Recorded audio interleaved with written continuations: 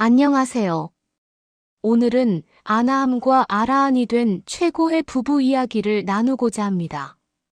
남편은 제가자로서 수행하여 아나함과를 성취했고, 아내는 출가하여 아라한과를 이루었습니다. 욕망을 끊고 수행을 선택한 결단, 재산보다 법을 택한 지혜, 그리고 서로에게 묻고 답하며 도반이 된 모습, 그 모든 것이 우리에게 깊은 울림을 줍니다. 위사카와 단마딘나는 부부였습니다. 어느 날 남편 위사카가 부처님의 법문을 듣고 깊이 수행한 끝에 불안과아나함을 성취했습니다. 불안과에 이르면 감각적 욕망이 완전히 소멸되므로 더 이상 부부관계를 유지할 수 없습니다. 위사카는 아내에게 말했습니다. 이제 나는 감각적 욕망을 떠났으니 부부로서 함께할 수 없다. 내 재산을 모두 가지고 떠나도 좋고 원한다면 다른 좋은 사람을 만나 다시 결혼해도 괜찮다. 그러자 현명한 아내 단마딘나는 즉각 대답했습니다.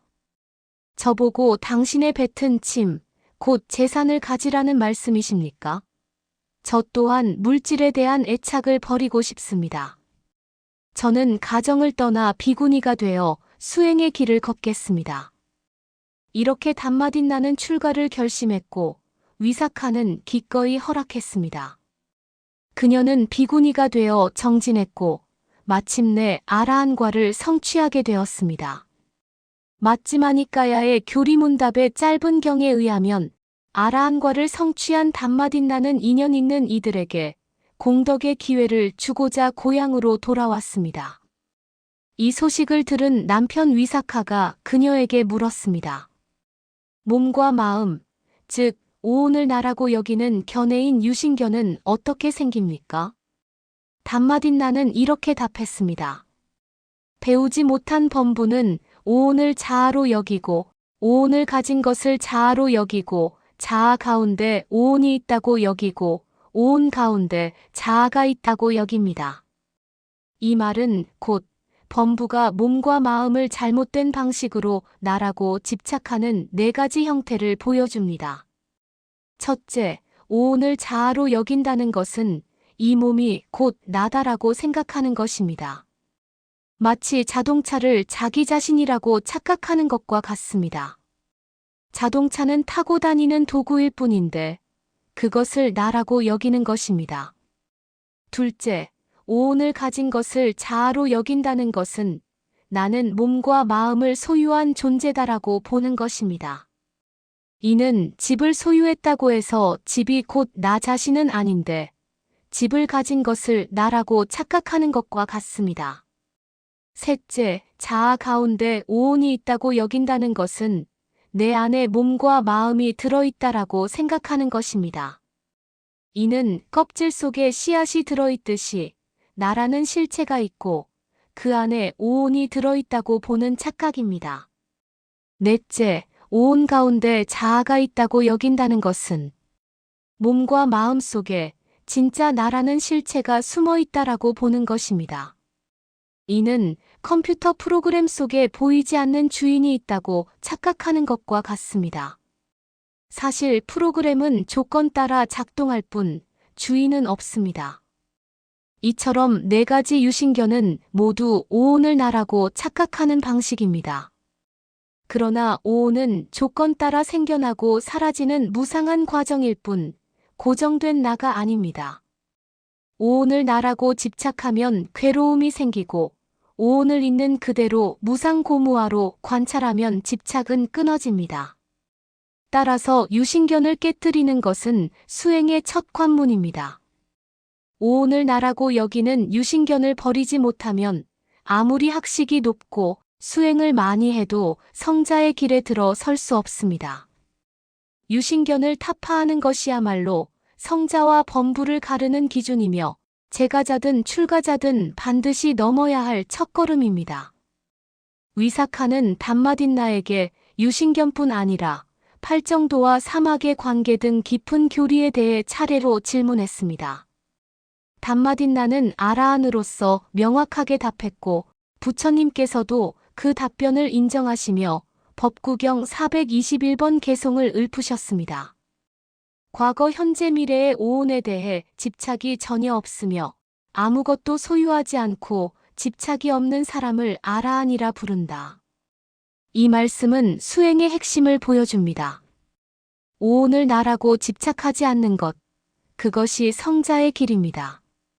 몸과 마음은 조건 따라 생겨나고 사라지는 과정일 뿐 고정된 자아가 아닙니다. 그러나 범부는 과거의 기억을 내 것이라 붙잡고 현재의 감정을 내 마음이라 집착하며 미래의 기대를 내가 이루어야 할 것이라 매달립니다. 이런 집착이 괴로움의 뿌리가 됩니다. 따라서 이 개송은 우리에게도 집착 없는 삶을 실천하라는 지침이 됩니다. 과거에 매달리지 않고 현재에 집착하지 않으며 미래를 소유하려 하지 않는 것, 바로 그것이 해탈과 통찰의 길입니다. 한 가정에서 남편은 제가 성자, 아내는 출가 성자가 되었습니다. 위사카는 아나함과를 성취했고 담마딘나는 아라한과를 성취하여 법을 설하는 최고의 비구니가 되었습니다. 이런 사례는 불교 역사에서도 드문 일이며 제가 불자들에게 큰 귀감이 됩니다. 그들의 삶은 가장 가까운 인연 속에서도 서로의 수행을 존중하고 각자의 길에서 성자의 경지에 이를 수 있다는 것을 보여줍니다. 정리하자면 위사카와 담마딘나의 이야기는 집착 없는 삶의 길을 보여줍니다. 위사카는 아나함과를 성취한 뒤 감각적 욕망을 떠나 재산을 내려놓았고 담마딘나는 그 재산을 뱉은 침에 비유하며 단호히 거절하고 출가의 길을 걸었습니다. 그 결과 그녀는 아라한과를 이루어 법을 설하는 최고의 비구니가 되었습니다. 여기서 우리가 특히 마음에 새겨야 할 교훈은 유신견 타파입니다.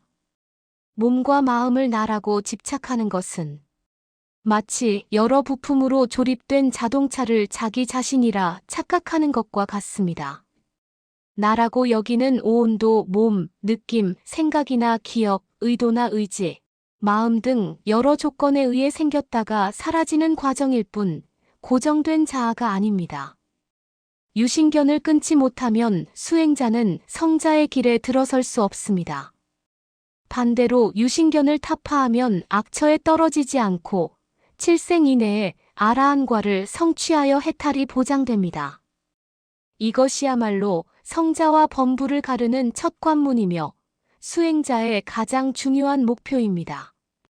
따라서 위사카와 담마딘나의 이야기는 단순한 부부의 일화가 아니라 재산보다 수행을 선택한 결단, 도반으로서 교리를 나눈 모습, 그리고 무엇보다 유신견을 끊어내야만 성자의 길에 들어설 수 있다는 분명한 메시지를 우리에게 전해줍니다.